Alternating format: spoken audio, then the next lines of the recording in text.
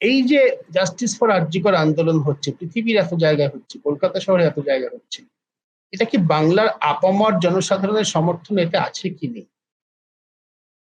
নৈহাটির ঘটনা প্রমাণ করছে যে শাসককুল এই ঘটনাটাকে ওই কলকাতা বা বৃহত্তর কলকাতার বাইরে ছড়াতে যাতে খুব বেশি না পারে, তার জন্য দরকার হলে এবার ফোঁস করবে।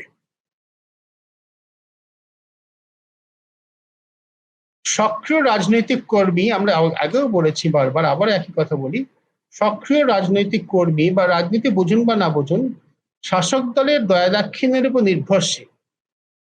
তা সে বিভিন্ন পপুলিস্ট প্রোগ্রামই হোক, লক্ষ্মীর ভান্ডার বা অন্য নানা ধরনের স্ত্রীর মতো, অথবা সমান্তরাল অর্থনীতি পশ্চিমবঙ্গে যারা চলে, সিন্ডিকেট অর্থনীতি শাসক দলের মদতে চলে, সবাই জানেন, তার সঙ্গে যুক্ত হোক, এই একটা শ্রেণী রয়েছে যারা শাসক দলের উপর প্রত্যক্ষত নির্ভরশীল। শাসক দল যদি না দেখে এদের অসুবিধা হবে, জীবন ধারণে অসুবিধা হবে। লক্ষ্মীর ভান্ডার প্রকল্প সরাসরি বৈধ সরকারি প্রকল্প, কিন্তু বাকি সিন্ডিকেট যেটা, সেটা হচ্ছে সম্পূর্ণ অবৈধ বেআইনি সমান্তরাল অর্থনীতি প্রকল্প। এর সঙ্গে বহু মানুষ যুক্ত এবং তাদের সরাসরি শাসক দলের সঙ্গে স্বার্থের সংযোগ রয়েছে। তার বাইরেও একটা বড় শ্রেণীর মানুষ আছেন। সেই মানুষরা প্রকাশ্যে রাস্তায় নামেননি মানে কি তারা আরজি করের জন্য জাস্টিস চাইছেন না? এর উত্তর কিন্তু আমরা জানি না। অনেকে বলছেন এলিট শ্রেণী আন্দোলন। হতে পারে, পৃথিবীর বহু আন্দোলন, আমাদের দেশে বহু আন্দোলন, আমাদের দেশে স্বাধীনতা আন্দোলনের শুরুতে এলিট শ্রেণী আন্দোলন ছিল।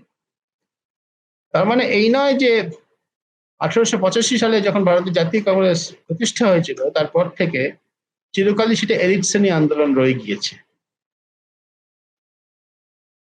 বা নন এলিট যাদের যদি বড় শ্রেণী, ওটা খুব বড় করে বলা হয়, তারা সেই আন্দোলনে কখনো যোগদান করেনি। আমাদের পর্যবেক্ষণ হচ্ছে এই তথাকথিত এলিট শ্রেণী বাইরে বাংলার সাধারণ মানুষ, তাদের আমি কোনো ধর্ম বা অন্য পরিচয় ভাগ করছি না এই মুহূর্তে, তারা সক্রিয়ভাবে আন্দোলনে নামেননি মানে তারা এর সঙ্গে নেই, এই সিদ্ধান্তটা কিন্তু খুব ভুল হবে। নির্যাতিতার পরিবারকে আর্থিক ক্ষতিপূরণ দেওয়ার প্রস্তাব হয়েছিল কি হয়েছিল না? আমরা বিচিত্র জায়গায় আমরা দাঁড়িয়ে আছি, এখানে রাজ্যের মুখ্যমন্ত্রী বলছেন নির্যাতিতার মা মিথ্যা কথা বলছেন, ও নির্যাতিতার মা, কন্যা যিনি হারিয়েছেন, তিনিও প্রকাশ্যে বলছেন মুখ্যমন্ত্রী মিথ্যা কথা বলছেন। মুখ্যমন্ত্রীর বক্তব্য, আমার সাথে আমার সিপি ছিলেন, ওনার সিপি বা ওনার পুলিশ কমিশনার ছিলেন, তিনি সমস্ত কিছু রেকর্ড করেছেন, দেখানো হোক কোথায় টাকা পয়সার প্রস্তাব দেওয়া হয়েছিল। আর নির্যাতিতার মায়ের বক্তব্য হচ্ছে যে ওই সময় কি আমরা লিখে রাখবো, ক্যামেরায় ছবি তুলে রাখবো যে টাকার প্রস্তাব দেওয়া হয়েছিল? অন্যভাবে অন্য সময় একটা প্রস্তাবের কথা আসছে যে যখন রয়েছে তখন নাকি খরচের জন্য কিছু টাকা কোনো অফিসার নাকি বার করে দেওয়ার চেষ্টা করছে।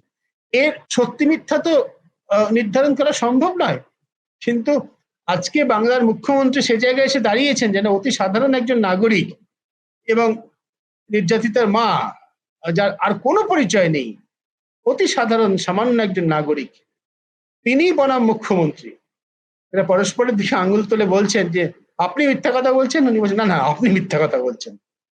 দুজনেই সত্যি কথা বলতে পারেন না।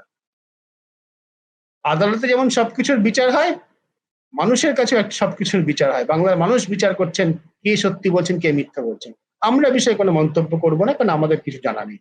কিন্তু আমরা যেটা দেখতে পাচ্ছি, আবারও বলছি, মুখ্যমন্ত্রী বলছেন নির্যাতিতার মা মিথ্যা কথা বলছেন, নির্যাতিতার মা বলছে মুখ্যমন্ত্রী মিথ্যা কথা বলছেন। যুক্তি বলে দুজনেই এক সত্যি কথা বলতে পারেন, যে কোনো একজন মিথ্যা অন্তত মিথ্যা কথা বলছেন। কে বলছেন আমরা জানি না।